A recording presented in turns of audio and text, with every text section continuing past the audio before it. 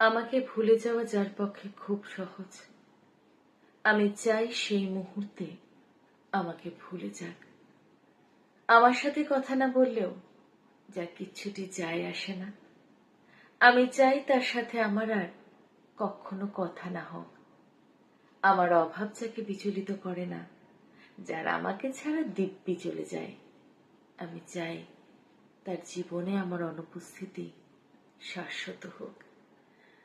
আমার অভিমান, আমার কান্না, আমার নির্ঘুম রাত যাকে বিন্দু মাত্র স্পর্শ করতে পারে না, আমি চাই তার আঙুল আর কোনোদিনও আমার আঙুল স্পর্শ না করুক।